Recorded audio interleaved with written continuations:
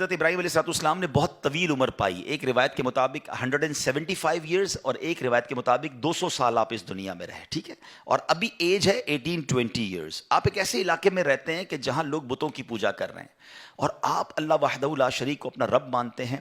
آپ بتوں کی طرف بالکل آپ کی نظر نہیں, التفات نہیں, توجہ نہیں. وہ لوگ بہت آپ کو کہتے ہیں کہ یار آپ بھی ہمارے ساتھ آیا کریں. آپ نے کہا نہیں, میں تمہارے بتوں کو برا سمجھتا ہوں, میں تو اللہ کی عبادت کرتا ہوں.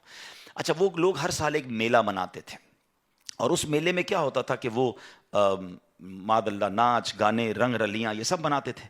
تو اب کیا ہوا کہ ایک دن وہ میلے کا ٹائم آیا تو آپ کو بھی انوائٹ کیا. آپ نے کہا میں تو نہیں آتا. سارا گاؤں سارے لوگ چلے گئے, آپ اکیلے تھے تو آپ بت خانے میں چلے گئے. جب آپ بت خانے میں گئے تو وہاں چھوٹے بھی بت تھے, بڑے بھی بت تھے. آپ کو بڑا غصہ آیا کہ یہ اپنے ہاتھ سے ہی بناتے ہیں اور اسی کو پوجتے ہیں. آپ نے کلاڑا اٹھایا اور بتوں کو توڑنا شروع کیا. کسی کی ناک کاٹ دی, کسی کا ہاتھ کاٹ دیا, کسی کا پیر کاٹا, اور آخر میں وہ جو کلاڑا تھا نا وہ سب سے بڑے بت کے کاندھے پر رکھ دیا. اب آپ واپس آ گئے. جب وہ لوگ میلہ کر کے ناچ گانے رنگ رلیاں منا کر آئے اور جب اپنے بت خانے میں گئے تو بیکم سو مچ اینگری کہ یہ کیا ہوا, ہمارے خداؤں کو توڑ پھوڑ کے رکھ دیا, کس نے کیا یہ؟ تو سب لوگوں نے کہا ایک ہی بندہ ہو سکتا ہے جو نوجوان ہے ہمارے محلے میں, وہ ہمارے بتوں کو نہیں مانتا, وہ عجیب عجیب باتیں کرتا ہے, کسی اور خدا کی باتیں کرتا ہے. ان کو تو وہ باتیں عجیب لگ رہی تھی. تو کہا اسی نے کیا ہوگا. حضرت ابراہیم کو بلایا گیا کہ آپ نے کیا یہ. آپ نے کہا مجھ سے کیوں پوچھتے ہو, یہ تمہارا سب سے بڑا بت ہے, کلاڑا بھی اسی کے کاندھے پہ رکھا ہے, اسی سے پوچھ لو. Look at how beautiful demonstration. یعنی آپ نے ان لوگوں کو کتنا شاندار ایک پورا پریکٹیکل کر کے بتا دیا نا کہ جن کو پوچھتے ہو ان کو توڑ پھوڑ دیا ہے کسی نے, اور سب سے بڑا خدا موجود ہے, اسی سے پوچھ لو تمہارا جو باطل خدا ہے. تو وہ لوگ کہتے ہیں یہ تو جواب نہیں دیتا, ہمارے خدا تو نہیں بتاتے کہ کس نے توڑا ہے کس نے مارا ہے. اللہ اکبر. اب حضرت ابراہیم علیہ نبی علیہ السلام نے جو ان سے خوبصورت ڈیبیٹ کی نا, یہ ایکچولی ایک مناظرہ بھی تھا, ایک ڈیمونسٹریشن بھی تھا, ایک نیکی کی دعوت بھی تھی. اب آپ نے جو جملے کہہ ذرا سنیے گا, قرآن میں یہ موجود ہے. آپ فرماتے قال افتعبدون من دون اللہ, فرمایا تو کیا اللہ کے سوا ایسوں کو پوچھتے ہو, ما لا ينفعکم شیئا ولا یضرکم, جو نہ تمہیں نفع دے سکتے نہ نقصان دے سکتے ہیں, اپنے آپ کو بھی مرنے سے نہیں بچا سکتے. اف لکم, تف ہے تم پر, وَلِمَا تَعْبُدُونَ مِن دُونِ اللَّهِ, اللہ کے سوا کسی اور کو پوچھتے ہو. افلا تعقلون, تم میں عقل نہیں ہے. Look at how beautiful words. اگر ہدایت والے دل ہوتے تو سمجھ جاتے کہ ہم کر کیا رہے ہیں, مگر اگر کہتے ہیں نا دلوں پر مہر ہو تو بہت سامنے کی بات بھی سمجھ نہیں آتی. اور آج بھی ایسا ہے, کچھ لوگوں کو آپ قرآن سنا دیں, حدیث سنا دیں, ان کو بزرگان دین کے اقوال سنا دیں, لیکن نہیں ماننا تو نہیں ماننا.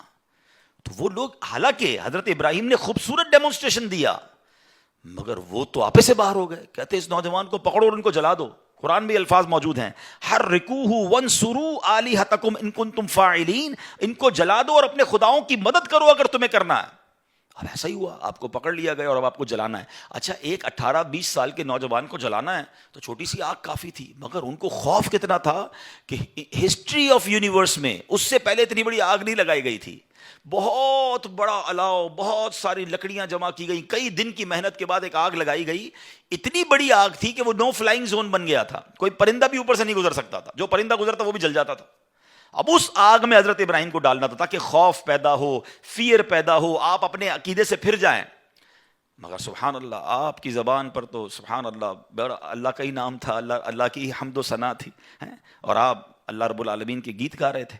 تو اب کیا ہوا کہ فرشتے آئے, بارش کا فرشتہ آیا کہ اے ابراہیم ہمیں حکم دیں, ہم ابھی بارش برساتے ہیں آگ بجھ جائے گی. آپ نے کہا نہیں, میرا رب دیکھ رہا ہے, مجھے تمہاری مدد کی حاجت نہیں. ہوا کا فرشتہ آیا, ابراہیم ہمیں آرڈر کریں, ہم ہوا چلاتے ہیں آگ بجھ جائے گی. کہ نہیں, رب دیکھ رہا ہے, اگر رب کی مرضی ہوگی تو وہ مدد کرے گا, باقی میں رب کی رضا پر راضی ہوں. توکل کا لیول 18-20 ایئرز میں دیکھیے گا, ٹھیک ہے. اچھا, اب جب بالکل ٹائم آ گیا نا آپ کو آگ کی طرف پھینکنے کا, تو حضرت جبریل آئے, کہتے ہیں اے ابراہیم آپ ہم سے مدد نہیں لے رہے, اللہ سے تو کہہ دیں, اللہ سے تو عرض کر دیں. لیکن آپ کا لیول یہ تھا, آپ فرماتے رب دیکھ رہا ہے نا, اگر اس نے مدد کرنی ہے تو ٹھیک ہے, ورنہ میں اس امتحان کے لیے راضی ہوں.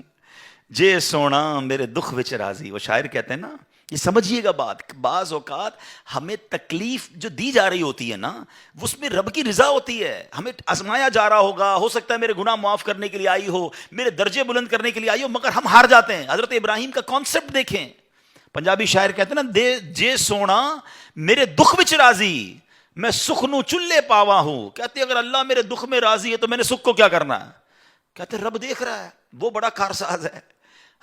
اب فرشتوں نے اللہ سے کہا, بلکہ فرشتوں نے نہیں, کتابوں میں لکھا, روایتوں میں مفسرین نے کہ اللہ کی ساری مخلوق نے اللہ سے کہا, پرندوں نے, چرندوں نے, اے اللہ دنیا میں ایک ہی تیرا نام لینے والا ہے, اگر یہ بھی گئے تو بچے گا کون, مدد فرما. اللہ کو حضرت ابراہیم علیہ الصلوۃ والسلام سے محبت کا عالم کیا ہے. رب فرماتے ہیں ان سے پوچھ لو کہ تمہاری مدد مانگتے ہیں تو کر دو, ورنہ ہم اس کے کارساز ہیں. اور ایسا ہی ہوا. حضرت ابراہیم کو جب آگ میں ڈالا گیا نا, بے خطر بے خوف آپ آگ میں جاتے ہیں, اور سبحان اللہ اب قرآن میں رب فرماتا ہے, اللہ کی طرف سے آرڈر آگ کو ڈائریکٹ گیا, قلنا یا نار کونی بردا وسلاما علی ابراہیم. ہم نے فرمایا آگ ہو جا ٹھنڈی اور سلامتی ابراہیم پر. مفسرین قرآن لکھتے ہیں اگر صرف ٹھنڈی کا کہا جاتا نا تو یہ آگ اتنی ٹھنڈی ہو جاتی کہ حضرت ابراہیم کو ٹھنڈ لگتی اور تکلیف ہو جاتی. ٹھنڈی اور سلامتی والی, کول اینڈ کوائٹ سافٹ. اچھا اتنی بڑی آگ میں حضرت ابراہیم کتنی دیر رہے؟ ہم ایک منٹ چولہے کے آگے کبھی کبھی غلطی سے ہمارا ہاتھ لگ جائے تو ہماری میموری میں کہتے ہیں پڑپوٹا ہو جاتا ہے, بڑا سا پھوڑا ہو جاتا ہے, سارا مہینہ یاد دلاتا رہتا ہے کہ بھائی آگ میں یا کسی جگہ لگ گیا تھا, پتیلے پہ ہاتھ لگ گیا تھا. اتنی بڑی آگ میں ایک روایت کے مطابق 7 دن اور ایک روایت کے مطابق 40 days آپ رہے ہیں. مطلب لوگ ایزیوم کر رہے تھے کہ چیپٹر کلوز, مگر جب آپ باہر آتے ہیں تو آپ کا بال بھی پیکا نہیں ہوتا ہے. اب اس ایک واقعے سے حضرت ابراہیم کی عظمت سمجھ آ جاتی ہے یار, لیول, اللہ پر بھروسہ. اور ہمیں کیا کیا سکھایا اس واقعے نے. علامہ اقبال شاعر مشرق لکھتے ہیں نا, بے خطر کود پڑا آتش نمرود میں عشق, عقل تھی محو تماشائے لبے بام ابھی. تو بیسٹ اس میں ہمیں چیز جو ایکسٹریکٹ کرنی ہے کہ بہت سارے فیصلے دل سے کرنے ہوتے ہیں, عشق سے کرنے ہوتے ہیں. عقل سے ہر فیصلہ نہیں ہوتا ہے. لاجک تو کہتی تھی جل جاؤ گے, ختم ہو جاؤ گے. عشق کہتا ہے رب راضی تو میں بھی راضی.